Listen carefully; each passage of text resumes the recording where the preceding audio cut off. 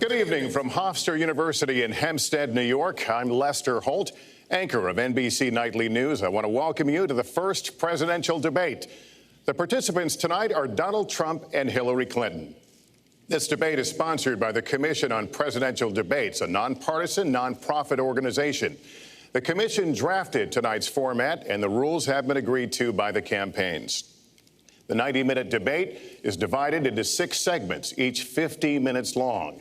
We'll explore 3 topic areas tonight: achieving prosperity, America's direction, and securing America. At the start of each segment, I will ask the same lead-off question to both candidates, and they will each have up to 2 minutes to respond. From that point until the end of the segment, we'll have an open discussion. The questions are mine and have not been shared with the commission or the campaigns. The audience here in the room has agreed to remain silent so that we can focus on what the candidates are saying. I will invite you to applaud, however, at this moment as we welcome the candidates. Democratic nominee for President of the United States, Hillary Clinton, and Republican nominee for President of the United States, Donald J. Trump.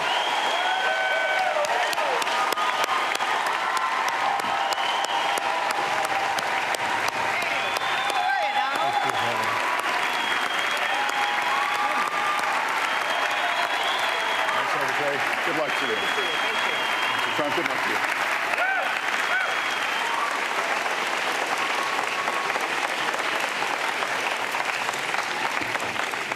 you. Well, I don't expect us to cover all the issues of this campaign tonight, but I remind everyone there are 2 more presidential debates scheduled. We are going to focus on many of the issues that voters tell us are most important, and we're going to press for specifics. I am honored to have this role, but this evening belongs to the candidates and just as important to the American people. Candidates, we look forward to hearing you articulate your policies and your positions, as well as your visions and your values. So, let's begin. We're calling this opening segment Achieving Prosperity, and central to that is jobs. There are 2 economic realities in America today. There's been a record 6 straight years of job growth, and new census numbers show incomes have increased at a record rate after years of stagnation. However, income inequality remains significant, and nearly half of Americans are living paycheck to paycheck.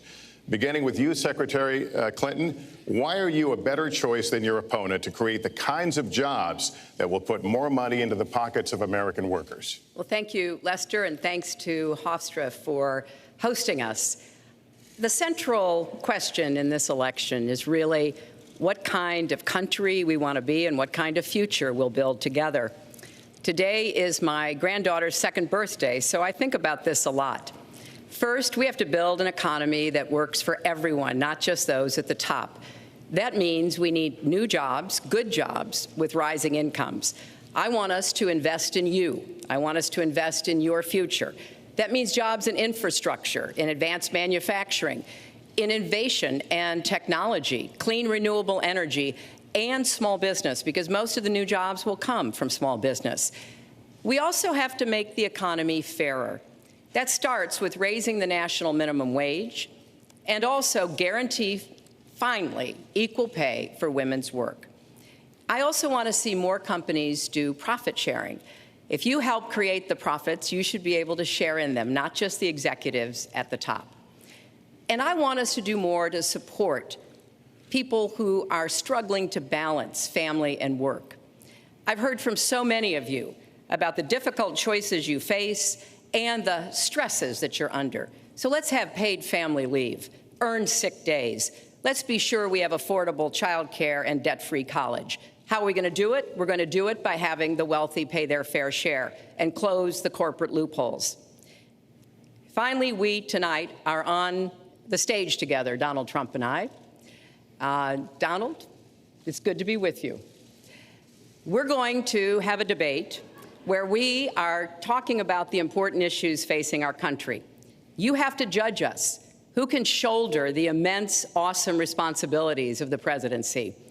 Who can put into action the plans that will make your life better? I hope that I will be able to earn your vote on November 8th. Secretary Clinton, thank you. Mr. Trump, the same question to you. It's about putting more money into the pockets of American workers. You have up to 2 minutes. Thank you, Lester. Our jobs are fleeing the country. They're going to Mexico. They're going to many other countries. You look at what China is doing to our country in terms of making our product. They're devaluing their currency, and there's nobody in our government to fight them. And we have a very good fight, and we have a winning fight, because they're using our country as a piggy bank to rebuild China. And many other countries are doing the same thing. So we're losing our good jobs, so many of them. When you look at what's happening in Mexico, a friend of mine who builds plants said it's the eighth wonder of the world. They're building some of the biggest plants anywhere in the world, some of the most sophisticated, some of the best plants. With the United States, as he said, not so much. So Ford is leaving. You see that, their small car division leaving. Thousands of jobs, leaving Michigan, leaving Ohio. They're all leaving, and we can't allow it to happen anymore. As far as child care is concerned and so many other things, I think Hillary and I agree on that. We probably disagree a little bit as to numbers and amounts and what we're going to do, but perhaps we'll be talking about that later. But we have to stop our jobs from being stolen from us. We have to stop our companies from leaving the United States, and with it, firing all of their people. All you have to do is take a look at Carrier Air Conditioning in Indianapolis.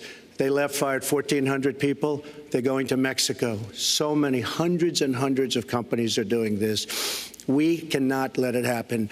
Under my plan, I'll be reducing taxes tremendously, from 35% to 15% for companies, small and big businesses. That's going to be a job creator like we haven't seen since Ronald Reagan. It's going to be a beautiful thing to watch. Companies will come, they will build, they will expand, new companies will start, and I look very, very much forward to doing it. We have to renegotiate our trade deals, and we have to stop these countries from stealing our companies and our jobs. Secretary Clinton, would you like to respond? Well, I think that trade is an important issue. Of course, we are 5% of the world's population. We have to trade with the other 95%. And we need to have smart, fair trade deals. We also, though, need to have a tax system that rewards work and not just financial transactions. And the kind of plan that Donald has put forth would be trickle-down economics all over again. In fact, it would be the most extreme version, the biggest tax cuts for the top percent of the people in this country than we've ever had. I call it trumped up trickle down, because that's exactly what it would be. That is not how we grow the economy.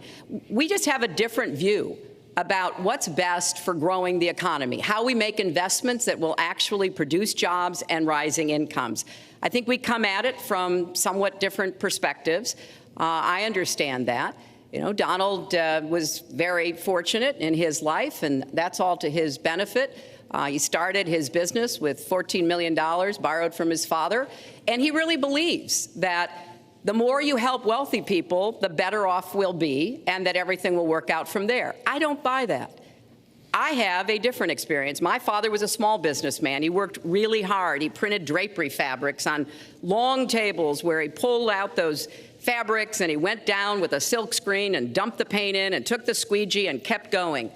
And so what I believe is the more we can do for the middle class, the more we can invest in you, your education, your skills, your future, the better we will be off and the better we'll grow. That's the kind of economy I want us to see again. Let me follow up with Mr. Trump if I can. You've talked about creating 25 million jobs, and you've promised to bring back millions of jobs for Americans. How are we going to bring back the industries that have left this country for cheaper labor overseas? How specifically are you going to tell American manufacturers that you have to come back? Well, for one thing, and before we start on that, my father gave me a very small loan in 1975, and I built it into a company that's worth many, many billions of dollars with some of the greatest assets in the world.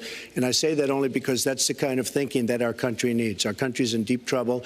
We don't know what we're doing when it comes to devaluations, and all of these countries all over the world, especially China, they're the best ever at it. What they're doing to us is a very, very sad thing. So we have to do that. We have to renegotiate our trade deals. And Lester, they're taking our jobs, they're giving incentives, they're doing things that, frankly, we don't do. Let me give you the example of Mexico. They have a VAT tax. We're in a different system. When we sell into Mexico, there's a tax. When they sell in automatic, 16% approximately. When they sell into us, there's no tax. It's a defective agreement. It's been defective for a long time, many years, but the politicians haven't done anything about it. Now, in all fairness to Secretary Clinton, yes, is that okay? Good. I want you to be very happy. It's very important to me. But in all fairness to Secretary Clinton, when she started talking about this, it was really very recently. She's been doing this for 30 years. And why hasn't she made the agreements better? The NAFTA agreement is defective just because of the tax and many other reasons, but just because of the fact. Let me interrupt just a moment. Secretary Clinton and others, politicians, should have been doing this for years, not right now because of the fact that we've created a movement. They should have been doing this for years. What's happened to our jobs and our country and our economy generally is, look, we owe $20 trillion. We cannot do it any longer, Lester. Back to the question, though, how do you specifically bring back jobs, American manufacturers? How do you make them bring the jobs back? Well, the first thing you do is don't let the jobs leave. The companies are leaving. I could name, there are thousands of them. They're leaving, and they're leaving in bigger numbers than ever. And what you do is you say, fine, you want to go to Mexico or some other country, good luck. We wish you a lot of luck. But if you think you're going to make your air conditioners or your cars or your cookies or whatever you make and bring them into our country without a tax, you're wrong. And once you say you're going to have to tax them coming in, and our politicians never do this because they have special interests, and the special interests want those companies to leave because in many cases they own the companies. So what I'm saying is we can stop them from leaving. We have to stop them from leaving, and that's a big, big factor. Let me let Secretary Clinton get in there. Let's stop for a second and remember where we were 8 years ago. We had the worst financial crisis, the Great Recession, the worst since the 1930s. That was in large part because of tax policies that slashed taxes on the wealthy, failed to invest in the middle class, took their eyes off of Wall Street, and created a perfect storm. In fact, Donald was one of the people who rooted for the housing crisis. He said back in 2006, gee, I hope it does collapse because then I can go in and buy some and make some money. Well, it did collapse. That's called business, by the way. 9 million people lost their jobs, 5 million people lost their homes, and $13 trillion in family wealth was wiped out. Now, we have come back from that abyss, and it has not been easy. So we're now on the precipice of having a potentially much better economy, but the last thing we need to do is to go back to the policies that failed us in the first place. Independent experts have looked at what I've proposed and looked at what Donald's proposed, and basically they've said this, that if his tax plan, which would blow up the debt by over $5 trillion and would in some instances disadvantage middle-class families compared to the wealthy, were to go into effect, we would lose 3.5 million jobs and maybe have another recession. They've looked at my plans and they've said, okay, if we can do this, and I intend to get it done, we will have 10 million more new jobs because we will be making investments where we can grow the economy. Take clean energy. Some country is going to be the clean energy superpower of the 21st century. Donald thinks that climate change is a hoax perpetrated by the Chinese. I think it's real. Science is real. I do not say that. And I think it's important that we grip this and deal with it, both at home and abroad. And here's what we can do. We can deploy 500 million more solar panels. We can have enough clean energy to power every home. We can build a new modern electric grid. That's a lot of jobs. That's a lot of new economic activity. So I've tried to be very specific about what we can and should do, and I am determined that we're going to get the economy really moving again, building on the progress we've made over the last 8 years, but never going back to what got us in trouble in the first place. Mr. Trump. She talks about solar panels. We invested in a solar company, our country. That was a disaster. They lost plenty of money on that one. Now, look, I'm a great believer in all forms of energy, but we're putting a lot of people out of work. Our energy policies are a disaster. Our country is losing so much in terms of energy, in terms of paying off our debt. You can't do what you're looking to do with $20 trillion in debt. The Obama administration, from the time they've come in, is over 230 years worth of debt, and he's topped it. He's doubled it in a course of almost 8 years, 7.5 years to be semi-exact. So I will tell you this. We have to do a much better job at keeping our jobs, and we have to do a much better job at giving companies incentive to build new companies or to expand, because they're not doing it. And all you have to do is look at Michigan and look at Ohio and look at all of these places where so many of their jobs and their companies are just leaving. They're gone. And Hillary, I just ask you this. You've been doing this for 30 years. Why are you just thinking about these solutions right now? For 30 years you've been doing it, and now you're just starting to think of solutions. Well, actually, I will bring back jobs. You can't bring back jobs. Well, actually, I have thought about this quite a bit. Yeah, for 30 years. I have, well, not quite that long.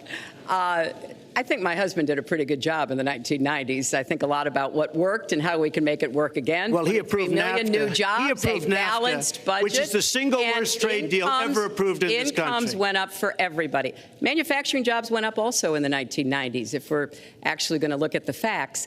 When I was in the Senate, I had a number of trade deals that came before me, and I held them all to the same test.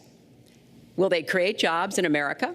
Will they raise incomes in America? And are they good for our national security?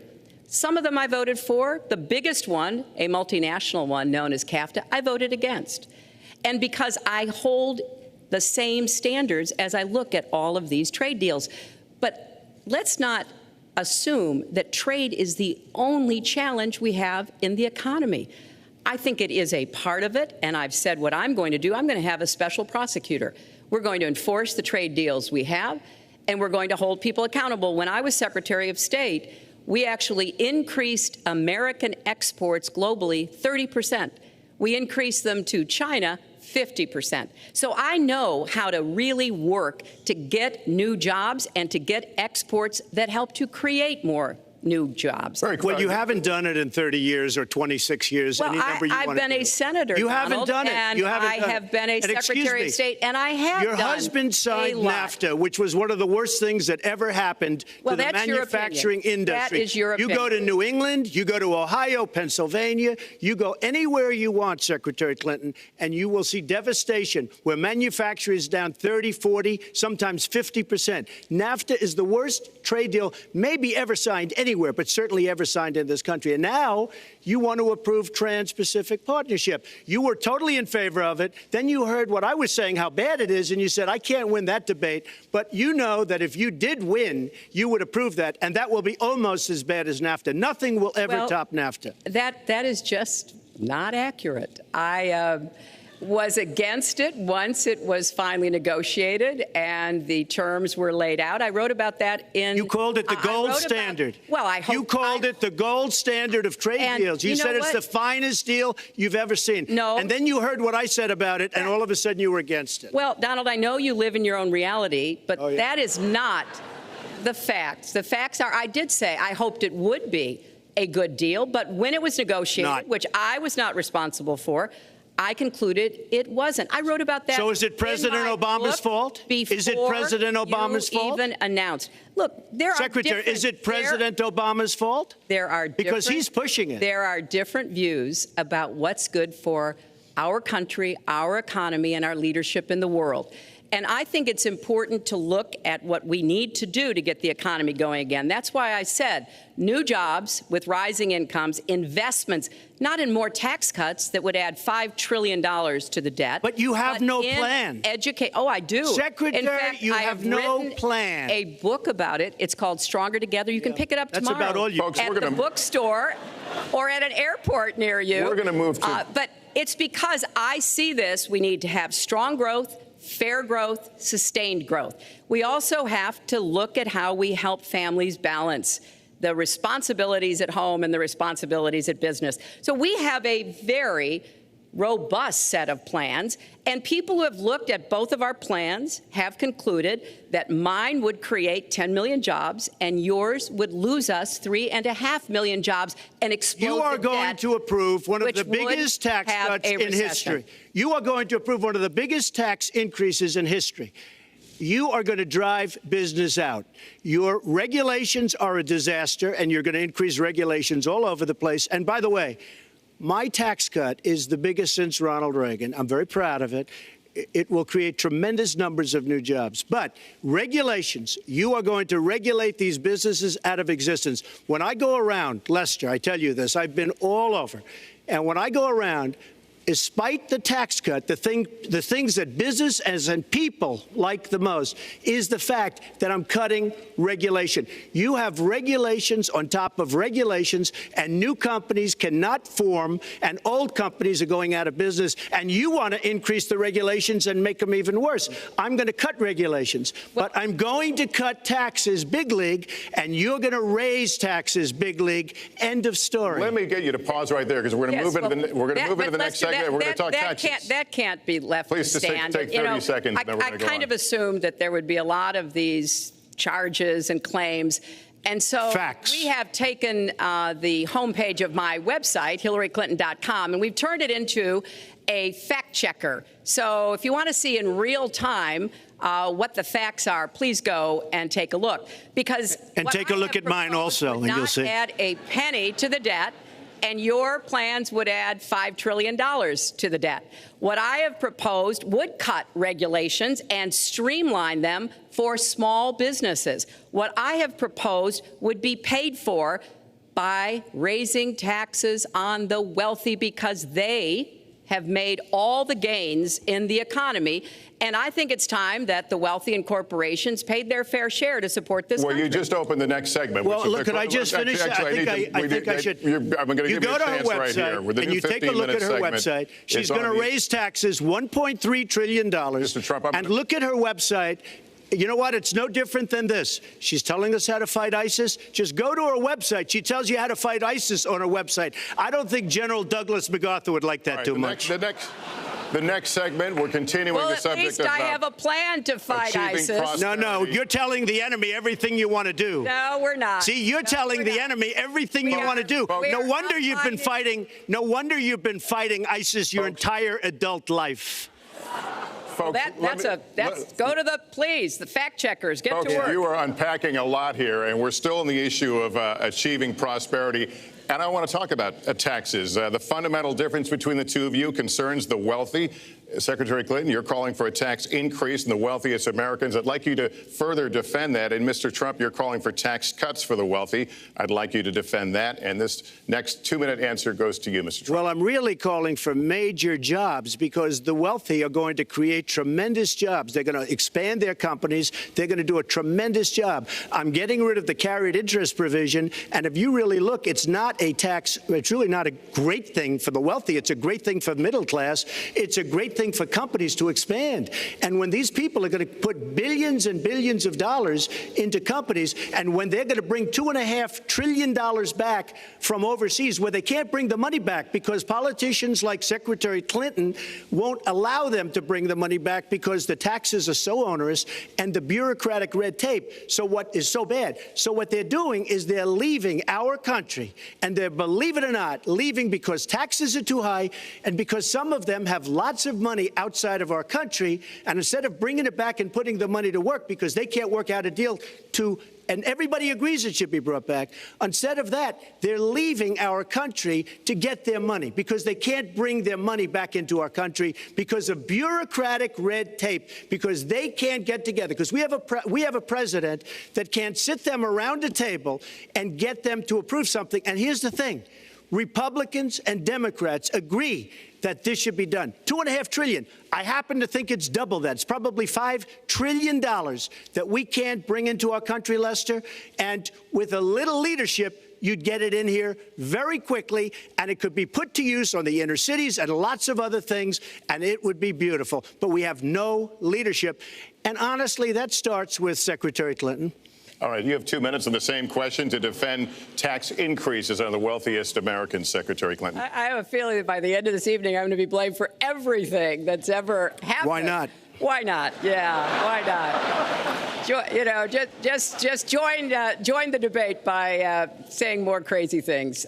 Now, let me say there's nothing crazy about not letting our companies bring their money back into their country. This is Secretary Clinton's 2 minutes, please. Yeah, well, let's start the clock again, Lester. We've looked at your tax proposals. I don't see changes in the corporate tax rates or the kinds of proposals you're referring to that would cause the repatriation, bringing back of money that's stranded overseas. I happen to support that. I happen to support that in a way that will actually work to our benefit. But when I look at what you have proposed, you have what is called now the Trump loophole, because it would so advantage you and the business you do. You've proposed an approach that has a $4 billion tax benefit for your family. And when you look at what you are proposing, much for my family? It is, Lester, as I said, trumped up trickle down. Trickle down did not work. It got us into the mess we were in 2008 and 9. Slashing taxes on the wealthy hasn't worked, and a lot of really smart, wealthy people know that.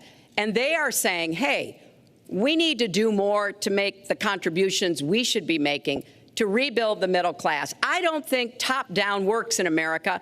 I think building the middle class, investing in the middle class, making college debt-free so more young people can get their education, helping people refinance their debt from college at a lower rate. Those are the kinds of things that will really boost the economy. Broad-based, inclusive growth is what we need in America, not more advantages for people at the very top. Mr. Trump, typical politician, all talk, no action, sounds good, doesn't work, never going to happen. Our country is suffering because people like Secretary Clinton have made such bad decisions in terms of our jobs and in terms of what's going on. Now, look, we have the worst revival of an economy since the Great Depression. And believe me, we're in a bubble right now. And the only thing that looks good is the stock market. But if you raise interest rates even a little bit, that's going to come crashing down. We are in a big, fat, ugly bubble. And we better be awfully careful. And we have a Fed that's doing political things. This Janet Yellen of the Fed. The Fed is doing political by keeping the interest rates at this level.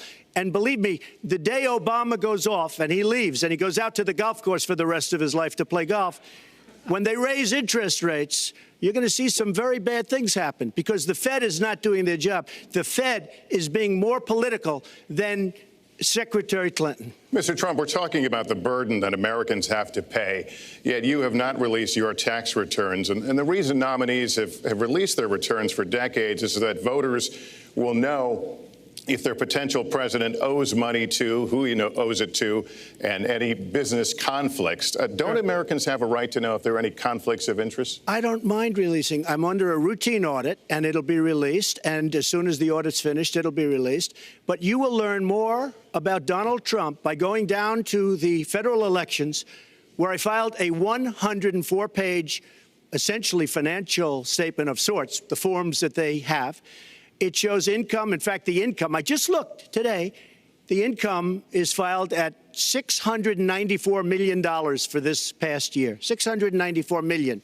If you would have told me I was going to make that 15 or 20 years ago, I would have been very surprised. But that's the kind of thinking that our country needs. When we have a country that's doing so badly, that's being ripped off by every single country in the world, it's the kind of thinking that our country needs, because everybody, Lester, we have a trade deficit with all of the countries that we do business with of almost $800 billion a year. You know what that is? That means who's negotiating these trade deals?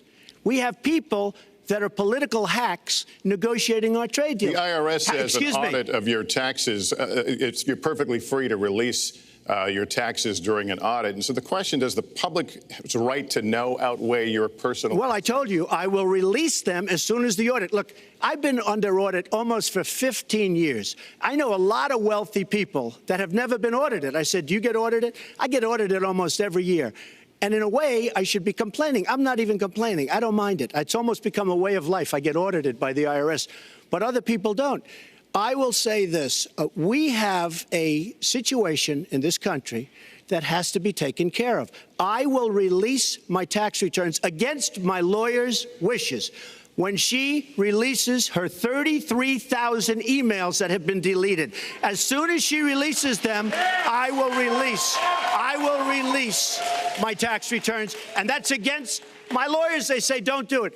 I will tell you this. No, in fact, watching shows, reading the papers, almost every lawyer says you don't release your returns until the audit's complete. When the audit's complete, I'll do it.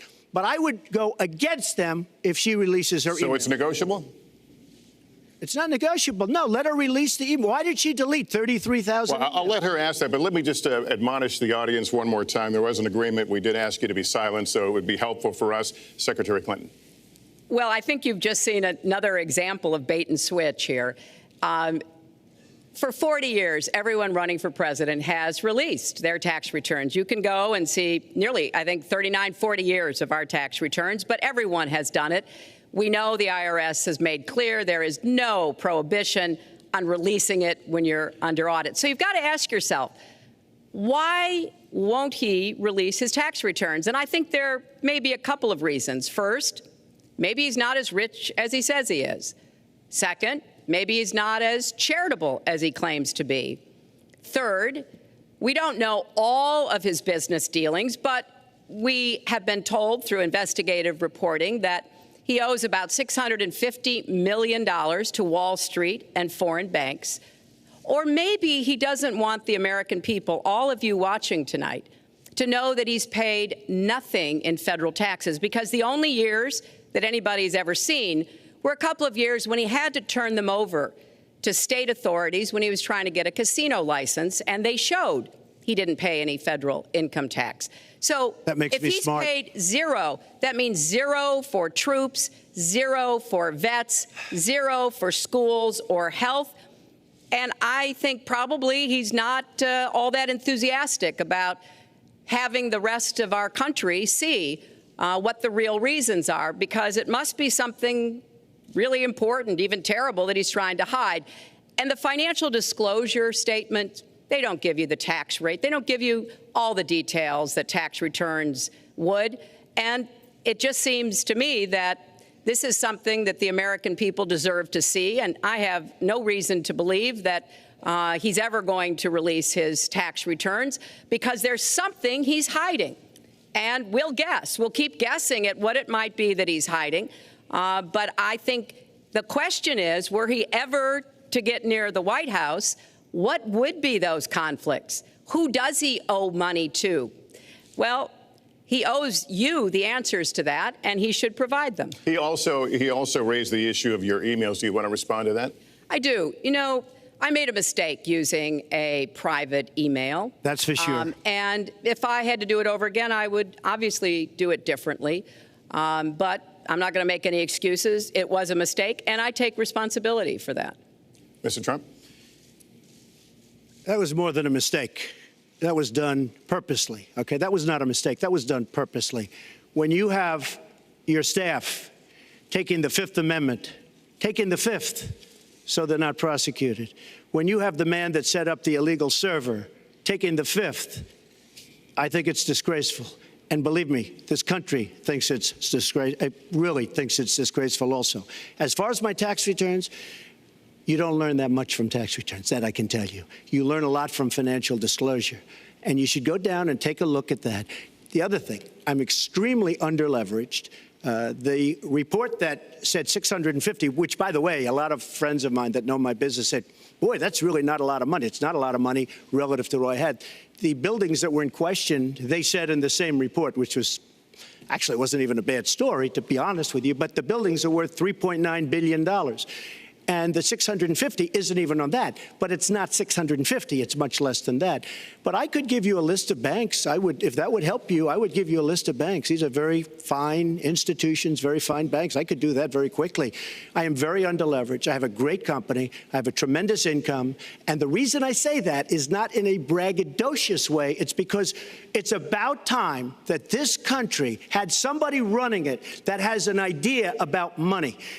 When we have $20 trillion in debt and our country's a mess, you know, it's one thing to have $20 trillion in debt and our roads are good and our bridges are good and everything's in great shape. Our airports are like from a third world country. You land at LaGuardia, you land at Kennedy, you land at LAX, you land at Newark, and you come in from Dubai and Qatar and you see these incredible, you come in from China, you see these incredible airports, and you land, we've become a third world country. So, the worst of all things has happened. We owe $20 trillion, and we're a mess. We haven't even started.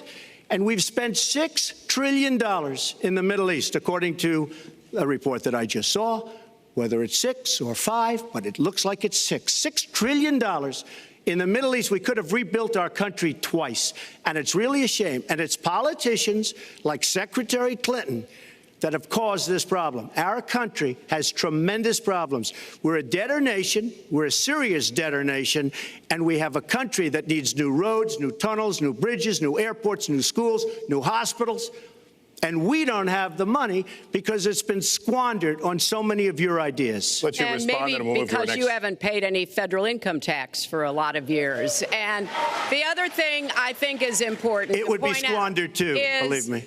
If your main claim to be president of the United States is your business, then I think we should talk about that. You know, your campaign manager said that you built a lot of businesses on the backs of little guys. And indeed, I have met a lot of the people who were stiffed by you and your businesses, Donald.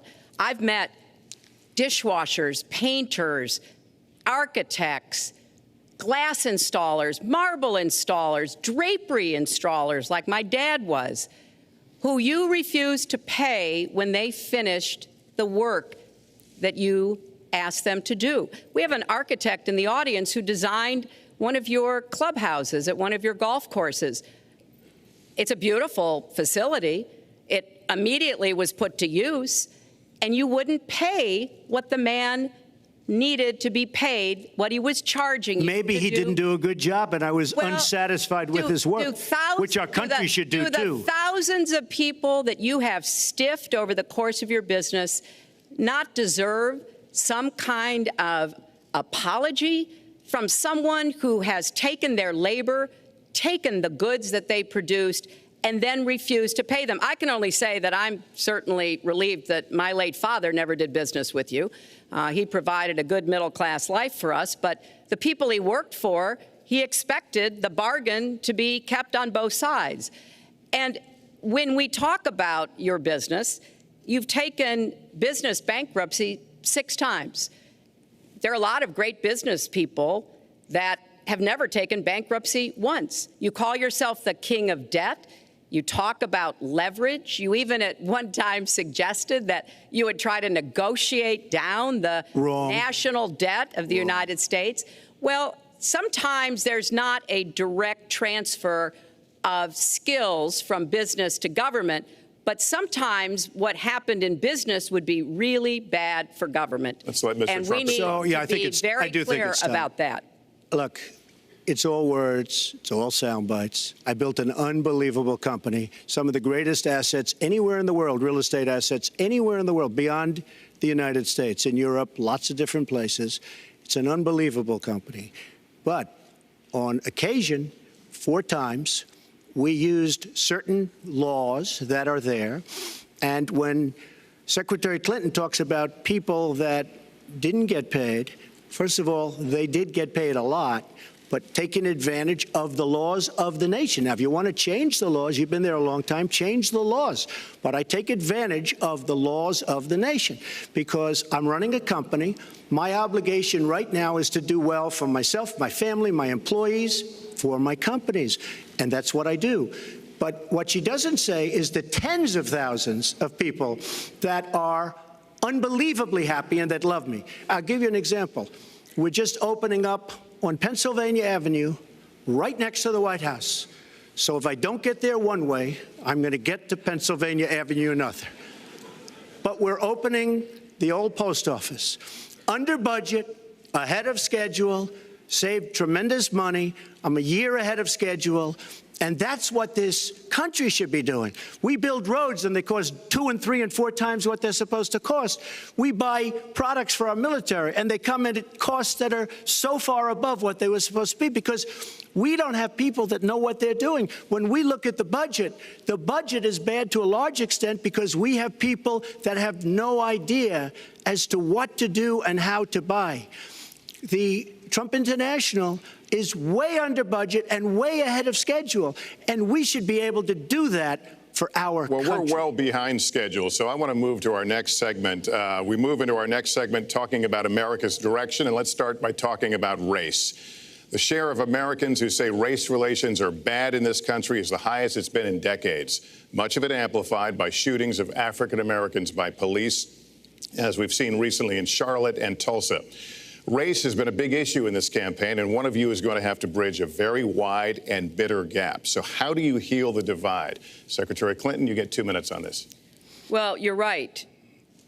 Race remains a significant challenge in our country. Unfortunately, race still determines too much, often determines where people live, determines what kind of education in their public schools they can get, and yes, it determines how they're treated in the criminal justice system. We've just seen those 2 tragic examples in both Tulsa and Charlotte. And we've got to do several things at the same time.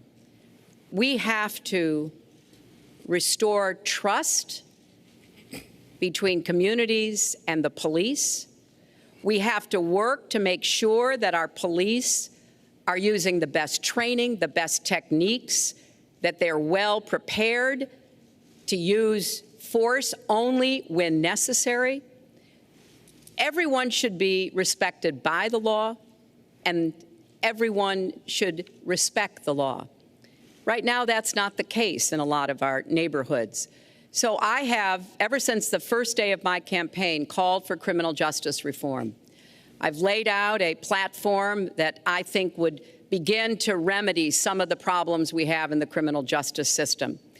But we also have to recognize, in addition to the challenges that we face with policing, there are so many good, brave police officers who equally want reform. So we have to bring communities together in order to begin working on that as a mutual goal. And we've got to get guns out of the hands of people who should not have them. The gun epidemic is the leading cause of death of young African American men, more than the next 9 causes put together. So we have to do 2 things, as I said. We have to restore trust. We have to work with the police. We have to make sure they respect the communities and the communities respect them. And we have to tackle the plague of gun violence, which is a big contributor to a lot of the problems that we're seeing today. All right, Mr. Trump, you have 2 minutes. How do you heal the divide? Well, first of all, Secretary Clinton doesn't want to use a couple of words, and that's law and order. And we need law and order. If we don't have it, we're not going to have a country. And when I look at what's going on in Charlotte, a city I love, a city where I have investments, when I look at what's going on throughout various parts of our country, whether it's, I mean, I can just keep naming them all day long. We need law and order in our country. And I just got today, as you know, the endorsement of the Fraternal Order of Police. We just came in.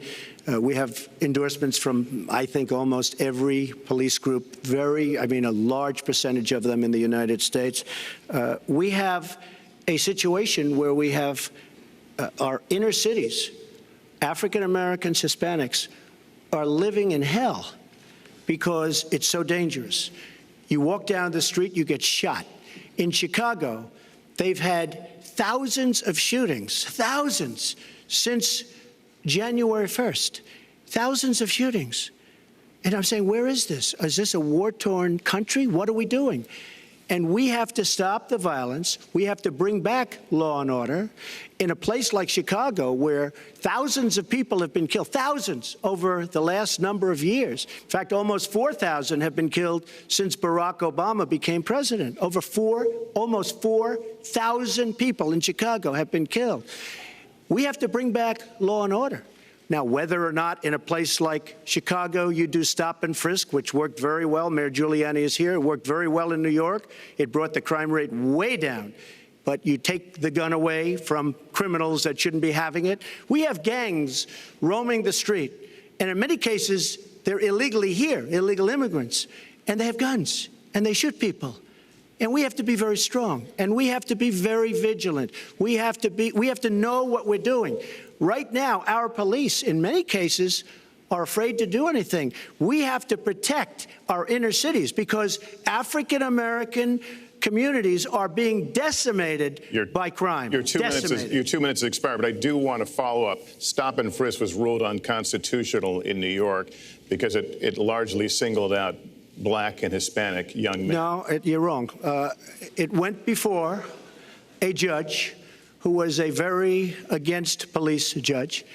It was taken away from her, and our new mayor, refused to go forward with the case. They would have won an appeal. If you look at it throughout the country, there are many places where the argument is that it's a form of racial profiling. No, the argument is that we have to take the guns away from these people that have them and that are bad people that shouldn't have them. These are felons. These are people that are bad people that shouldn't be. When you have 3,000 shootings in Chicago from January 1st, when you have 4,000 people killed in Chicago by guns from the beginning of the presidency of Barack Obama, his hometown, you have to have stop and frisk. You need more police. You need a better community relation. You don't have good community relations in Chicago. It's terrible. I have property there. It's terrible what's going on in Chicago. But when you look, and Chicago's not the only, you go to Ferguson, you go to so many different places. You need better relationships. I agree with Secretary Clinton on this. You need better relationships between the communities and the police, because in some cases it's not good.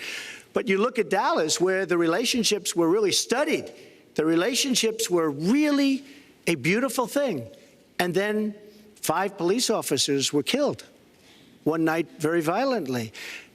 So there's some bad things going on, some really bad things. Secretary Clinton, but we need, Lester, we need law and order. And we need law and order in the inner cities, because the people that are most affected by what's happening are African-American and Hispanic people. And it's very unfair to them what our politicians are allowing to happen. Secretary Clinton. Well, I've heard Donald say this at his rallies, and it's really unfortunate that he paints such a dire, negative picture of Black communities in our country. Ugh. You know, the vibrancy of the Black church, the Black businesses that employ so many people, the opportunities that so many families are working to provide for their kids. There's a lot that we should be proud of and we should be supporting and lifting up. But we do always have to make sure we keep people safe. There are the right ways of doing it, and then there are ways that are ineffective. Stop and frisk was found to be unconstitutional, and in part because it was ineffective. It did not do what it needed to do. Now, I believe in community policing, and in fact, violent crime is 1/2 of what it was in 1991. Property crime is down 40%. We just don't want to see it creep back up. We've had 25 years of very good cooperation, but there were some problems, some unintended consequences. Too many young African-American and Latino men ended up in jail for nonviolent offenses, and it's just a fact that if you're a young African-American man and you do the same thing as a young white man, you are more likely to be arrested, charged, convicted, and incarcerated. So we've got to address the systemic racism in our criminal justice system. We cannot just say law and order. We have to say we have to come forward with a plan that is going to divert people from the criminal justice system, deal with mandatory minimum sentences, which have put too many people away for too long for doing too little. We need to have more second chance programs. I'm glad that we're ending private prisons in the federal system. I want to see them ended in the state system. You shouldn't have a profit motivation to fill prison cells with young Americans. So there are some positive ways we can work on this. And I believe strongly that common sense gun safety measures would assist us right now.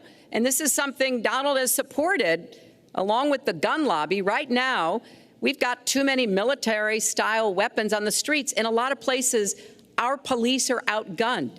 We need comprehensive background checks, and we need to keep guns out of the hands of those who will do harm.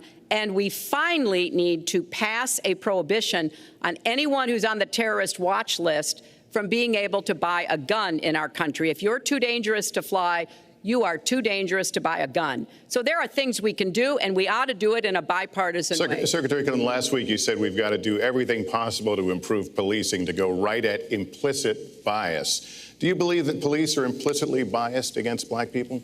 Lester, I think implicit bias is a problem for everyone, not just police. I think, unfortunately, too many of us in our great country jump to conclusions about each other. And therefore, I think we need all of us to be asking hard questions about, why am I feeling this way? But when it comes to policing, since it can have literally fatal consequences, I have said in my first budget we would put money into that budget to help us deal with implicit bias by retraining a lot of our police officers. I met with a group of very distinguished, experienced police chiefs a few weeks ago. They admit it's an issue. They've got a lot of concerns. Mental health is one of the biggest concerns because now police are having to handle a lot of really difficult mental health problems on the street.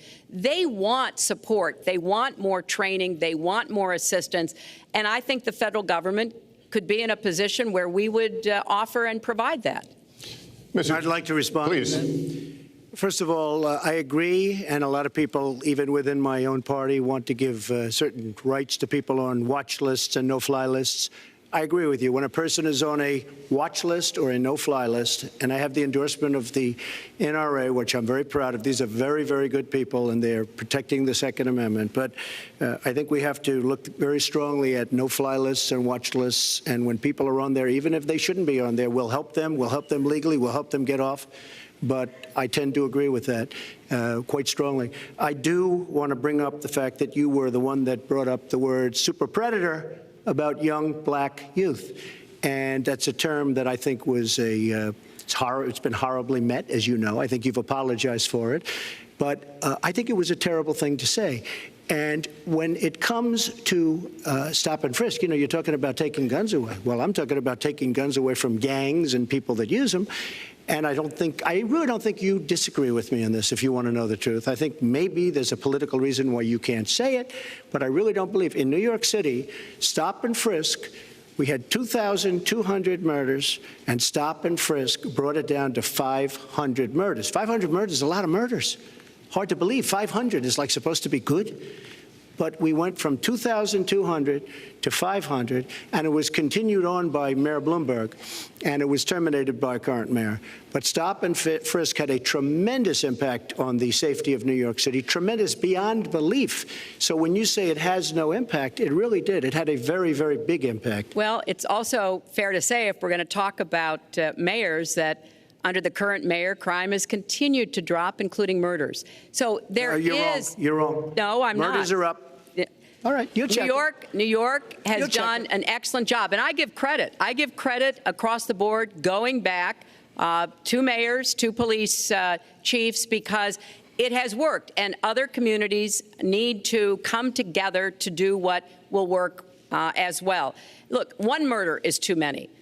But it is important that we learn about what has been effective and not go to things that sound good that really did not have the kind of impact that we would want. Who disagrees with keeping neighborhoods safe? But let's also add, no one should disagree about respecting the rights of young men who live in those neighborhoods. And so we need to do a better job of working again with the communities, faith communities, business communities, as well as the police to try to deal with this problem. This conversation is about race. And so, Mr. Trump, I have to ask you. But I'd like to just respond, if I might. Please, 20 seconds. I'd just like to respond. Please respond, then I've got to follow up. Look, the African-American community has been let down by our politicians. They talk good around election time, like right now. And after the election, they said, see you later. I'll see you in 4 years. The African-American community, look, the community within the inner cities has been so badly treated. They've been abused and used in order to get votes by Democrat politicians, because that's what it is. They've controlled these communities for up to 100 years. Mr. Trump, let me... Well, unbroken. And I will tell you, you look at the inner cities, and I just left Detroit, and I just left Philadelphia, and I just, you know, you've seen me. I've been all over the place. You decided to stay home, and that's okay. But I will tell you, I've been all over, and I've met some of the greatest people I'll ever meet within these communities, and they are very, very upset with what their politicians have told them and what their politicians have done. Mr. Trump, I think Donald just criticized me for preparing for this debate. And yes, I did. And you know what else I prepared for? I prepared to be president. And I think that's a good thing. Mr. Trump, for 5 years, you perpetuated a false claim that the nation's first black president was not a natural-born citizen. You questioned his legitimacy. In the last couple of weeks, you acknowledged what most Americans have accepted for years: the president was born in the United States. Can you tell us what took you so long? I'll tell you just very simple to say. Sidney Blumenthal works for the campaign and very close friend of Secretary Clinton. And her campaign manager, Patty Doyle, went to, during the campaign, her campaign against President Obama, fought very hard. And you can go look it up and you can check it out. And if you look at CNN this past week, Patty Solis Doyle was on Wolf Blitzer saying that this happened. Blumenthal sent McClatchy, highly respected reporter at McClatchy, to Kenya to find out about it. They were pressing it very hard. She failed to get the birth certificate. When I got involved, I didn't fail. I got him to give the birth certificate. So I'm satisfied with it, and I'll tell you why I'm satisfied with it. That was because I want to get on to defeating ISIS, because I want to get on to creating jobs, because I want to get on to having a strong border, because I want to get on to things that are very important to me and that are very important to the country. I will let you respond. It's important, but I just want to get the answer here. The birth certificate was produced in 2011. You continued to tell the story and question the president's legitimacy in 2012, 13, 14, 15, as recently as January. So the question is, what changed your mind? Well, nobody was pressing it. Nobody was caring much about it. I figured you'd ask the question tonight, of course, but nobody was caring much about it. But I was the one that got him to produce the birth certificate, and I think I did a good job. Secretary Clinton also fought it. I mean, you know, now everybody in mainstream is going to say, oh, that's not true. Look, it's true. Sidney Blumenthal sent a reporter. You just have to take a look at CNN last week, the interview with your former campaign manager, and she was involved. But just like she can't bring back jobs, she can't produce. I'm sorry, I'm just going to follow up, and I will let you respond to that, because if there's a lot there. But we're talking about racial healing in this segment. What do you say to Americans? Well, it was I say nothing. I say nothing because I was able to get him to produce it. He should have produced it a long time before. I say nothing. But let me just tell you, when you talk about healing, I think that I've developed very, very good relationships over the last little while with the African-American community. I think you can see that. And I feel that they really wanted me to come to that conclusion, and I think I did a great job and a great service, not only for the country, but even for the president, in getting him to produce his birth certificate. Secretary Clinton.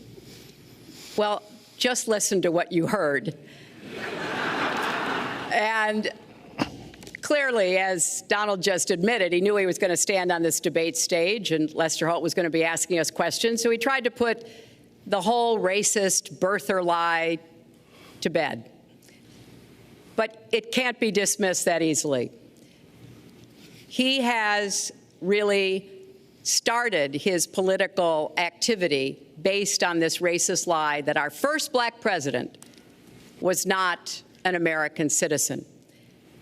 There was absolutely no evidence for it, but he persisted. He persisted year after year because some of his supporters, people that he was trying to bring into his fold, apparently believed it or wanted to believe it.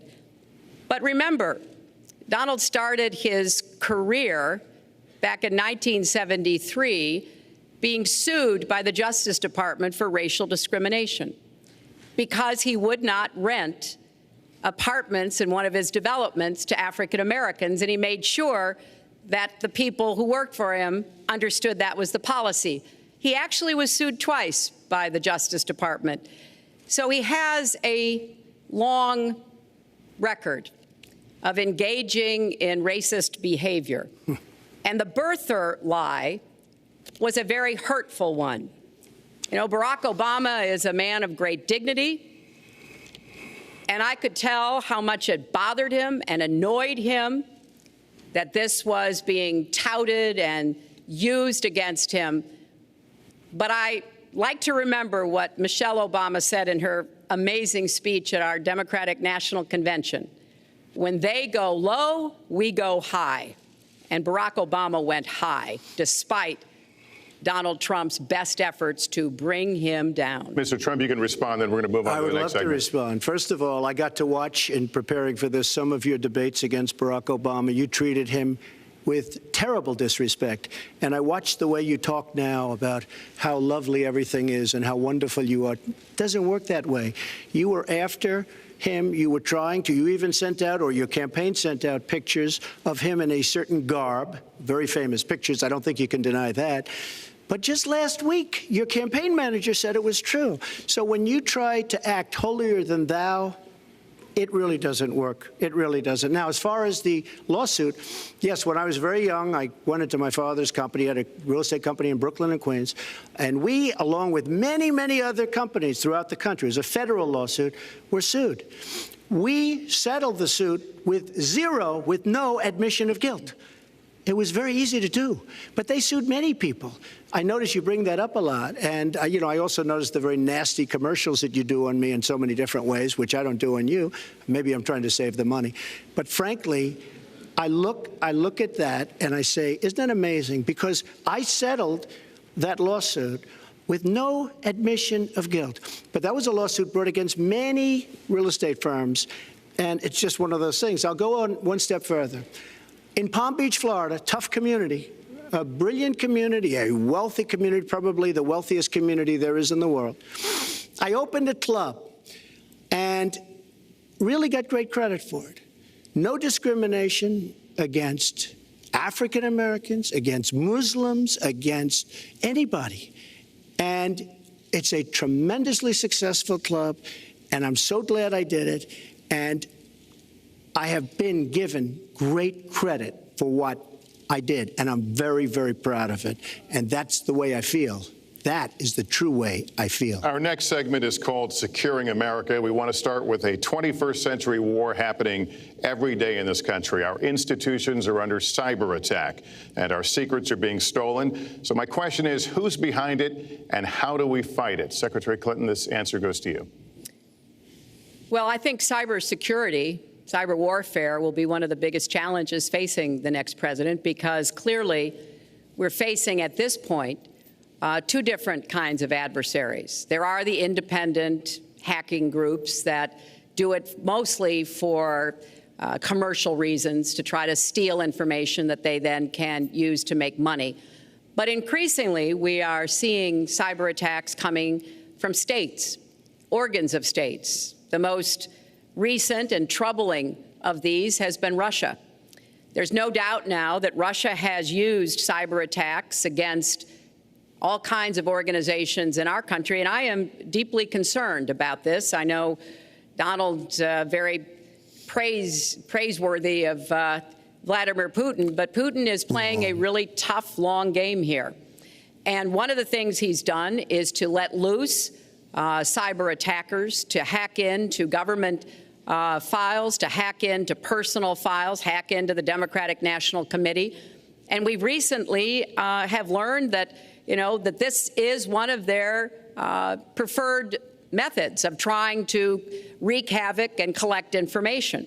We need to make it very clear, whether it's Russia, China, Iran, or anybody else, the United States has much greater capacity, and we are not going to sit idly by and permit state actors to go after our information, our private sector information or our public sector information. And we're going to have to make it clear that we don't want to use the kinds of tools that we have. We don't want to engage in a different kind of warfare, but we will defend the citizens of this country. And the Russians need to understand that. I think they've been treating it as almost a probing. How far would we go? How much would we do? And that's why I was so shocked when Donald publicly invited Putin to hack into Americans. That is just unacceptable. It's one of the reasons why 50 national security officials who served in Republican administration have said that Donald is unfit to be the commander-in-chief. It's comments like that that really worry people who understand the threats that we face. Mr. Trump, you have 2 minutes in the same question. Who's behind it and how do we fight it? I do want to say that I was just endorsed, and more are coming next week. It'll be over 200 admirals, many of them are here, admirals and generals endorsed me to lead this country. That just happened, and many more are coming, and I'm very proud of it. In addition, I was just endorsed by ICE. They've never endorsed anybody before on immigration. I was just endorsed by ICE. I was just recently endorsed 16,500 Border Patrol agents. So when Secretary Clinton talks about this, I mean, I'll take the admirals and I'll take the generals any day over the political hacks that I see that have led our country so brilliantly over the last 10 years with their knowledge, okay? Because look at the mess that we're in. Look at the mess that we're in. As far as the cyber, I agree to parts of what Secretary Clinton said. We should be better than anybody else, and perhaps we're not. I don't think anybody knows it was Russia that broke into the DNC. She's saying Russia, Russia, Russia, but maybe it was. I mean, it could be Russia, but it could also be China. It could also be lots of other people. It also could be somebody sitting on their bed that weighs 400 pounds, okay? You don't know who broke in to DNC, but what did we learn with DNC? We learned that Bernie Sanders was taken advantage of by your people, by Debbie Wasserman Schultz. Look what happened to her. But Bernie Sanders was taken advantage of. That's what we learned. Now, whether that was Russia, whether that was China, whether it was another country, we don't know. Because the truth is, under President Obama, we've lost control of things that we used to have control over. We came in with the Internet. We came up with the Internet. And I think Secretary Clinton and myself would agree very much when you look at what ISIS is doing with the Internet, they're beating us at our own game, ISIS. So we have to get very, very tough on cyber and cyber warfare. It is a huge problem. I have a son. He's 10 years old. He has computers. He is so good with these computers. It's unbelievable. The security aspect of cyber is very, very tough, and maybe it's hardly doable. But I will say we are not doing the job we should be doing. But that's true throughout our whole governmental society. We have so many things that we have to do better, Lester, and certainly cyber is one of them. Secretary Clinton. Well, I think there are a number of issues that we should be addressing. I have put forth a plan to defeat ISIS. It does involve going after them online. I think we need to do much more with our tech companies to prevent ISIS and their operatives from being able to use the Internet to radicalize, even direct people in our country and Europe and elsewhere. But we also have to intensify our air strikes against ISIS and eventually support our Arab and Kurdish partners to be able to actually take out ISIS in Raqqa and their claim of being a caliphate. We're making progress. Our military is assisting in Iraq, and we're hoping that within the year we'll be able to push ISIS out of Iraq and then, really squeeze them in Syria. But we have to be cognizant of the fact that they've had foreign fighters coming to volunteer for them, foreign money, foreign weapons. So we have to make this the top priority. And I would also do everything possible to take out their leadership. I was involved in a number of efforts to take out al-Qaeda leadership when I was Secretary of State, including, of course, taking out bin Laden. And I think we need to go after Baghdadi as well, make that one of our organizing principles, because we've got to defeat ISIS, and we've got to do everything we can to disrupt their propaganda efforts online. You mentioned ISIS, and we think of ISIS certainly as over there, but there are American citizens who have been inspired to commit acts of terror on American soil. The latest incident, of course, the bombings we just saw in New York and New Jersey, the knife attack at a mall in Minnesota, and the last year, deadly attacks in San Bernardino and Orlando. I'll ask this to both of you. Tell us specifically how you would prevent homegrown attacks by American citizens, Mr. Trump. Well, first I have to say one thing, very important. Secretary Clinton is talking about taking out ISIS. We will take out ISIS. Well, President Obama and Secretary Clinton created a vacuum the way they got out of Iraq, because they got out, they shouldn't have been in, but once they got in, the way they got out was a disaster, and ISIS was formed. So she talks about taking them out. She's been doing it a long time. She's been trying to take them out for a long time. But they wouldn't have even been formed if they left some troops behind, like 10,000 or maybe something more than that. And then you wouldn't have had them. Or, as I've been saying for a long time, and I think you'll agree because I said it to you once, had we taken the oil, and we should have taken the oil, ISIS would not have been able to form either, because the oil was their primary source of income. And now they have the oil all over the place, including the oil, a lot of the oil in Libya, which was another one of her disasters. Secretary Clinton. Well, I hope the fact checkers are turning up the volume and really working hard. Donald supported the invasion of Iraq. Wrong. That is absolutely wrong. Proved over and over again. Wrong. He actually advocated for the actions we took in Libya and urged that Gaddafi be taken out after actually doing some business with him one time. But the larger point, he says this constantly, is George W. Bush made the agreement about when American troops would leave Iraq, not Barack Obama. And the only way that American troops could have stayed in Iraq is to get an agreement from the then Iraqi government that would have protected our troops. And the Iraqi government would not give that. But let's talk about the question you asked, Lester. The question you asked is, what do we do here in the United States? That's the most important part of this. How do we prevent attacks? How do we protect our people? And I think we've got to have an intelligence surge where we are looking for every scrap of information. I was so proud of law enforcement in New York, in Minnesota, in New Jersey. You know, they responded so quickly, so professionally to the attacks that occurred by Rahami. And they brought him down. And we may find out more information because he is still alive, which may prove to be an intelligence benefit. So we've got to do everything we can to vacuum up intelligence from Europe, from the Middle East. That means we've got to work more closely with our allies. And that's something that Donald has been very dismissive of. We're working with NATO, the longest military alliance in the history of the world, to really turn our attention to terrorism. We're working with our friends in the Middle East, many of which, as you know, are Muslim-majority nations. Donald has consistently insulted Muslims abroad, Muslims at home, when we need to be cooperating with Muslim nations and with the American Muslim community. They're on the front lines. They can provide information to us that we might not get anywhere else. They need to have close working cooperation with law enforcement in these communities, not be alienated and pushed away, as some of Donald's rhetoric, unfortunately, has led to. Mr. Well, I'd have to respond. Please respond. The Secretary said very strongly about working with. We've been working with them for many years. And we have the greatest mess anyone's ever seen. You look at the Middle East, it's a total mess, under your direction to a large extent.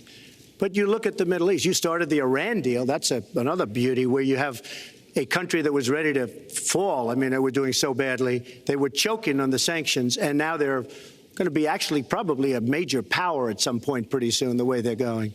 But when you look at NATO, I was asked on a major show, what do you think of NATO? Now, you have to understand, I'm a business person. I did really well, but I have common sense. And I said, well, I'll tell you, I haven't given lots of thought to NATO, but two things. Number one, the 28 countries of NATO, many of them aren't paying their fair share. Number two, and that bothers me because we should be, as we're defending them, and they should at least be paying us what they're supposed to be paying by treaty and contract. And number two, I said, and very strongly, NATO could be obsolete because, and I was very strong on this, and it was actually covered very accurately in the New York Times, which is unusual for the New York Times, to be honest. But I said, they do not focus on terror. And I was very strong, and I said it numerous times. And about 4 months ago, I read on the front page of the Wall Street Journal that NATO is opening up a major terror division. And I think that's great. And I think we should get, because we pay approximately 73% of the cost of NATO. It's a lot of money to protect other people. But I'm all for NATO. But I said they have to focus on terror also. And they're going to do that. And that was, believe me, I'm sure I'm not going to get credit for it, but that was largely because of what I was saying and my criticism of NATO. I think we have to get NATO to go into the Middle East with us, in addition to surrounding nations, and we have to knock the hell out of ISIS, and we have to do it fast.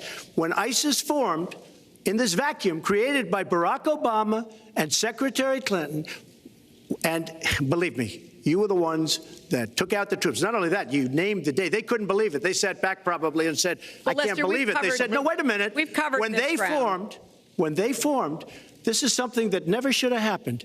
It should have never happened. Now, you're talking about taking out ISIS, but you were there and you were Secretary of State when it was a little infant. Now it's in over 30 countries. And you're going to stop them? I don't think so. Mr. Trump, a lot of these are judgment questions. You had supported the war in Iraq before the invasion. What makes your judgment? I did not support the war in Iraq. 2002. That is a mainstream media nonsense put out by her because she, frankly, I think the best person in her campaign is mainstream media. My question is, since you would you like to hear? Why is your I was against the war. Wait a minute. I was against the war in Iraq, just so you put it out. The record shows otherwise. The record does not show that. Why is your judgment? The record shows that I'm right. When I did an interview with Howard Stern, very lightly, first time anyone's asked me that, I said, very lightly, I don't know, maybe, who knows, essentially. I then did an interview with Neil Cavuto. We talked about the economy is more important. I then spoke to Sean Hannity, which everybody refuses to call Sean Hannity. I had numerous conversations with Sean Hannity at Fox, and Sean Hannity said, and he called me the other day, and I spoke to him about it. He said, you were totally against the war, because he was for the war. Why is your judgment better than... And that was before the war started. Sean Hannity said very strongly to me and other people, he's willing to say, but nobody wants to call him, I was against the war. He said, you used to have fights with me because Sean was in favor of the war. And I understand that side also, not very much, because we should have never been there. But nobody called Sean Hannity. And then they did an article in a major magazine shortly after the war started, I think in 2004, but they did an article which had me totally against the war in Iraq. And one of your compatriots said, you know, whether it was before or right after, Trump was definitely, because if you read this article, there's no doubt. But if somebody, and I'll ask the press, if somebody would call up Sean Hannity, this was before the war started, he and I used to have arguments about the war. I said it's a terrible and a stupid thing. It's going to destabilize the Middle East, and that's exactly what it's done. It's been a disaster. My reference was to what you had said in 2002, and my question was, why is your judgment any different than Mrs. Clinton? Well, I have much better judgment than she does. There's no question about that. I also have a much better temperament than she has. You know, I have a much better. She spent, let me tell you, she spent hundreds of millions of dollars on an advertising. You know, they get Madison Avenue into a room, they put names. Oh, temperament, let's go after. I think my strongest asset, maybe by far, is my temperament. I have a winning temperament. I know how to win. She does not know how to win. Clinton. Wait. The AFL-CIO the other day, behind the blue screen, I don't know who you were talking to, Secretary Clinton, but you were totally out of control. I said, there's a person with a temperament that's got a problem. Secretary Clinton. Woo, okay. Let's talk about two important issues that were briefly mentioned by Donald. First, NATO. You know, NATO as a military alliance has something called Article 5, and basically it says this: an attack on one is an attack on all. And do you know the only time it's ever been invoked? After 9/11, when the 28 nations of NATO said that they would go to Afghanistan with us to fight terrorism, something that they still are doing by our side. With respect to Iran, when I became Secretary of State, Iran was weeks away from having enough nuclear material to form a bomb. They had mastered the nuclear fuel cycle under the Bush administration. They had built covert facilities. They had stocked them with centrifuges that were whirling away. And we had sanctioned them. I voted for every sanction against Iran when I was in the Senate, but it wasn't enough. So I spent a year and a half putting together a coalition that included Russia and China to impose the toughest sanctions on Iran. And we did drive them to the negotiating table. And my successor, John Kerry, and President Obama got a deal that put a lid on Iran's nuclear program without firing a single shot. That's diplomacy. That's coalition building. That's working with other nations. The other day, I saw Donald saying that there were some Iranian sailors on a ship in the waters off of Iran, and they were taunting American sailors who were on a nearby ship. He said, you know, if they taunted our sailors, I'd blow them out of the water and start another war. That's not good judgment.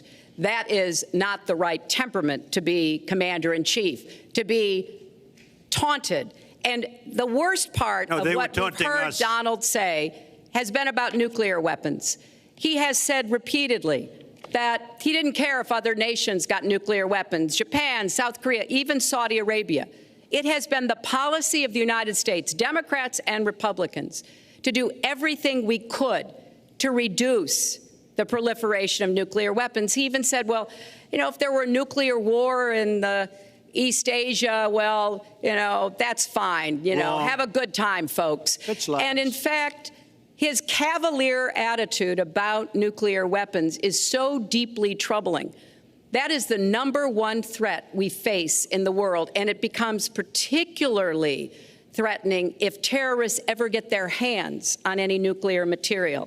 So a man who can be provoked by a tweet should not have his fingers anywhere near the nuclear codes, as far as I think anyone with any sense about this should be concerned. That line's getting a little bit old, I must say. Listen, it's a good one, though. I would like to, well describes the problem. It's not an accurate one at all. It's not an accurate one.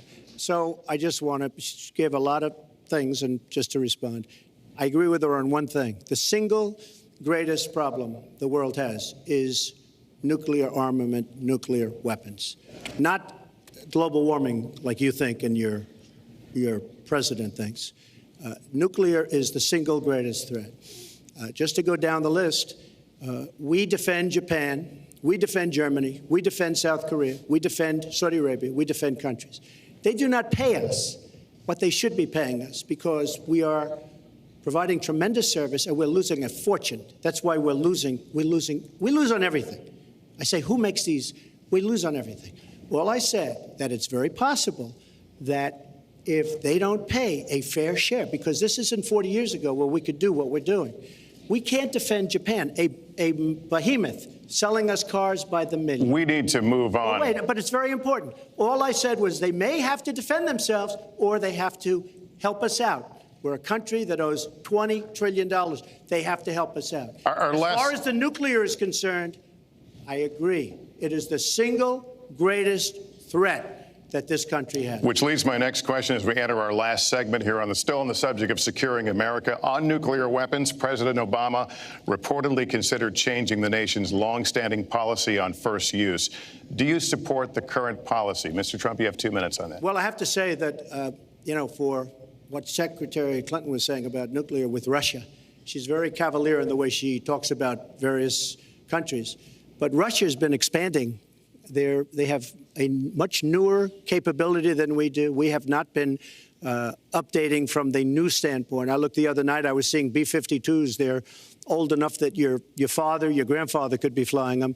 We are not keeping up with other countries. I would like everybody to end it, just get rid of it. But I would certainly not do first strike. I think that once the nuclear alternative happens, it's over.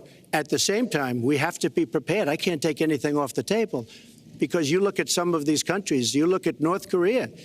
We're doing nothing there. China should solve that problem for us. China should go into North Korea.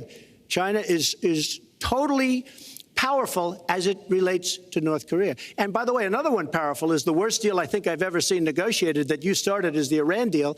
Iran is one of their biggest trading partners. Iran has power over North Korea. And when they made that horrible deal with Iran, they should have included the fact that they do something with respect to North Korea. And they should have done something with respect to Yemen and all these other places. And when asked to Secretary Kerry, why didn't you do that? Why didn't you add other things into the deal? One of the great giveaways of all time, including $400 million in cash. Nobody's ever seen that before. That turned out to be wrong. It was actually $1.7 billion in cash. Obviously, I guess, for the hostages, it certainly looks that way. So you say to yourself, why didn't they make the right deal? This is one of the worst deals ever made by any country in history. The deal with Iran will lead to nuclear problems. All they have to do is sit back 10 years, and they don't have to do much, and they're going to end up getting nuclear. I met with Bibi Netanyahu the other day. Believe me, he is not a happy camper. All right, Mrs. Clinton, Secretary Clinton, you have 2 minutes. Let me start by saying words matter. Words matter when you run for president, and they really matter when you are president. And I want to reassure our allies in Japan and South Korea and elsewhere that we have mutual defense treaties, and we will honor them. It is essential that America's word be good. And so I know that this campaign has caused some questioning and some worries on the part of many leaders across the globe. I've talked with a number of them. But I want to, on behalf of myself, and I think on behalf of a majority of the American people, say that, our word is good. It's also important that we look at the entire global situation. There's no doubt that we have other problems with Iran, but personally, I'd rather deal with the other problems having put that lid on their nuclear program than still to be facing that. And Donald never tells you what he would do. Would he have started a war? Would he have bombed Iran?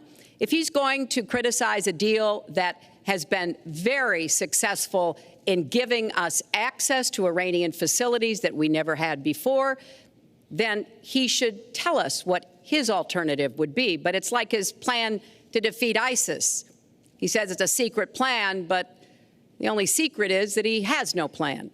So we need to be more precise in how we talk about these issues. People around the world follow our presidential campaigns so closely, trying to get hints about what we will do. Can they rely on us? Are we going to lead the world with strength and in accordance with our values? That's what I intend to do.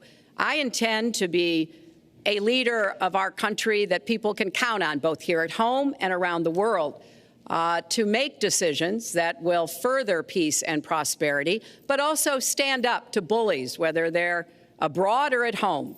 We cannot let those who would try to destabilize the world, to interfere with American interests and security, to be given any opportunities at all. Is expired. Lester, one thing I'd like to say. Very quickly. I will go very quickly, but I will tell you that Hillary will tell you to go to her website and read all about how to defeat ISIS, which she could have defeated by never having it, get going in the first place. Right now, it's getting tougher and tougher to defeat them because they're in more and more places, more and more states, more and more nations. Mr. Trump. And it's a big problem. And as far as Japan is concerned, I want to help all of our allies. But we are losing billions and billions of dollars. We cannot be the policeman of the world. We cannot protect countries all over the world where they're not paying us what we need. We have just a few final questions. She doesn't say that because she's got no business ability. We need heart. We need a lot of things. But you have to have some basic ability. And sadly, she doesn't have that. All of the things that she's talking about could have been taken care of during the last 10 years, let's say, while she had great power. But they weren't taken care of. And if she ever wins this race, they won't be taken care of. Mr. Trump, this year, Secretary Clinton became the first woman nominated for president by a major party. Earlier this month, you said she doesn't have, quote, a presidential look. She's standing here right now. What did you mean by that? She doesn't have the look. She doesn't have the stamina. I said she doesn't have the stamina. And I don't believe she does have the stamina. To be president of this country, you need tremendous stamina. The quote was, I just don't think she has a presidential look. Wait a minute, Leslie, you asked me a question. Did you ask me a question?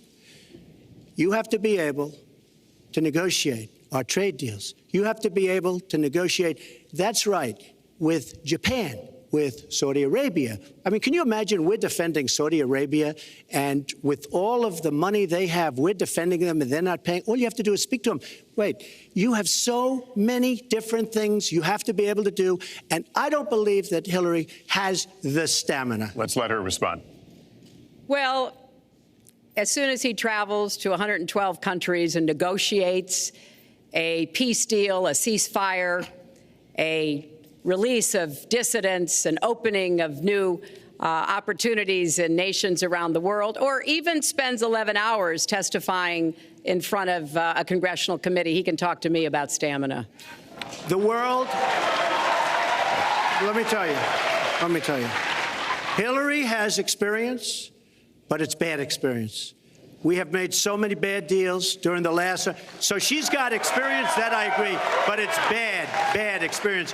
Whether it's the Iran deal that you're so in love with, where we gave them $150 billion back, whether it's the Iran deal, whether it's anything you can name, you almost can't name a good deal. I agree. She's got experience, but it's bad experience. And this country can't afford to have another 4 years of that kind of experience. We are at the final question. One thing, Lester, is, you know, he tried to switch from looks to stamina.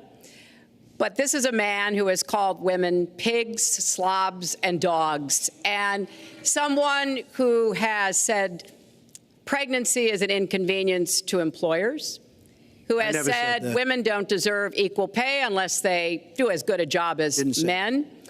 And one of the worst things he said was about a woman in a beauty contest. He loves beauty contests, supporting them and hanging around them. And he called this woman Miss Piggy.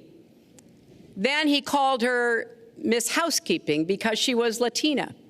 Donald, she has a name. Where did you find her this? name Where is did you find Alicia this? Machado. Where did you find and it? she has become a U.S. citizen, and you can bet she's going to vote this November. Okay, good. Let me just tell you. Mr. Trump, can we just take 10 seconds, and then we're going to have the final question. Hillary is hitting me with tremendous commercials. Some of it said in entertainment. Some of it said somebody who's been very vicious to me, Rosie O'Donnell. I said very tough things to her, and I think everybody would agree that she deserves it, and nobody feels sorry for her. But you want to know the truth? I was going to say something extremely rough to Hillary, to her family, and I said to myself, I can't do it. I just can't do it. It's inappropriate. It's not nice. But she spent hundreds of millions of dollars on negative ads on me, many of which are absolutely untrue. They're untrue, and they're misrepresentations. And I will tell you this, Lester, it's not nice, and I don't deserve that. But it's certainly not a nice thing that she's done. It's hundreds of millions of ads, and the only gratifying thing is I saw the polls come in today, and with all of that money, over $200 million is spent, and I'm either winning or tied, and I've spent practically nothing. One of you will not win this election. So my final question to you tonight, are you willing to accept the outcome as the will of the voters? Secretary Clinton? Well, I support our democracy. And sometimes you win, sometimes you lose. But I certainly will support the outcome of this election. And I know Donald's trying very hard to plant doubts about it, but I hope the people out there understand this election's really up to you. It's not about us so much as it is about you and your families and the kind of country and future you want. So I sure hope you will get out and vote as though your future depended on it, because I think it does. Mr. Trump, very quickly, the same question. Will you accept the outcome as the will of the voters? I want to make America great again. We are a nation that is seriously troubled. We're losing our jobs. People are pouring into our country. The other day, we were deporting 800 people, and perhaps they passed the wrong button, they pressed the wrong button, or perhaps, worse than that, it was corruption. But these people that we were going to deport for good reason ended up becoming citizens. And it was 800, and now it turns out it might be 1,800, and they don't even know. Will you accept Look, the outcome here's the of the election? story. I want to make America great again. I'm going to be able to do it. I don't believe Hillary will. The answer is, if she wins, I will absolutely support her. All right. Well, that is going to do it for us. That concludes our debate for this evening, a spirited one. We covered a lot of ground, not everything, as I suspected we would. The next presidential debates are scheduled for October 9th at Washington University in St. Louis and October 19th at the University of Nevada, Las Vegas. The conversation will continue. A reminder, the vice presidential debate is scheduled for October 4th at Longwood University in Farmville, Virginia. My thanks to Hillary Clinton and to Donald Trump and to Hofstra University for hosting us tonight. Good night, everyone.